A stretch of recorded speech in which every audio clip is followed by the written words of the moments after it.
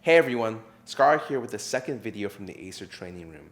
In this segment, I'll talk about body language in League of Legends, including both how to recognize and use it to your advantage. Two forms of nonverbal communication which I'll be talking about are pings and body language. Pings are the most common form, which replace written words with the ability to highlight dangerous situations or areas of vision. Body language, while also common, is less obvious to recognize. In League, this will be defined as the use of your character positioning to communicate and influence allies and enemies. The movement of your character allows you to force other players in the game to react in certain ways. Before we identify body language, we're first going to cover what happens in a neutral position in the mid lane against another player. The first example demonstrates a term I call jousting, which is the default method of laning that includes back and forth sway of the two champions when it comes to harassing and trading.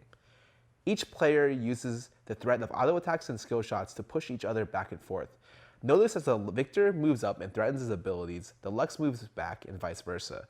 If a player such as the Victor attempts to CS while in Lux's range, he will have to avoid her auto attacks and skill shots or else he will take damage. This stems off the idea that the classic way of winning a trade is to aggress while the enemy player is auto attacking a creep, which allows you to auto them plus throw a damage ability while the enemy can only respond with a damage ability while locked in the auto attack to CS a creep.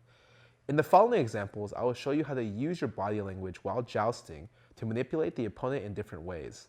Note, while all the examples in this video are in the mid lane, these examples can be replicated to varying degrees for the other two lanes as well. Here we see an example of our jungler's body language. To understand what he wants in his position, you need to put yourself in his shoes. As a jungler, you're only in this area for one of two reasons. The first, to punish an overextending mid laner, or the second, to turn and counter gank an opposing jungler. With him standing there, you as a mid laner want to force your opposing player to over-aggress. Since the Zed is not aggressive, you can bait him by purposely missing a vital ability. In this case, your long cooldown Soul CC ability skill shot. Knowing your charm is on cooldown, the Zed will jump on you because he thinks he has the advantage, except your jungler will be waiting to punish the play very hard. Alternatively, in a scenario where you are even with your opponent, and they suddenly get aggressive with no level or item spikes, be suspicious of a gank. You don't want your own body language to betray your jungler who's trying to help gank your lane. While the prior example allows you to bait the enemy player into over-aggressing, I want to focus on a situation where you can manipulate your enemy position without them realizing it. In the following clips, I will show two examples of gank attempts. One where I use body language to my advantage, and one where I don't. This is an example of a standard joust with the opposing mid laner.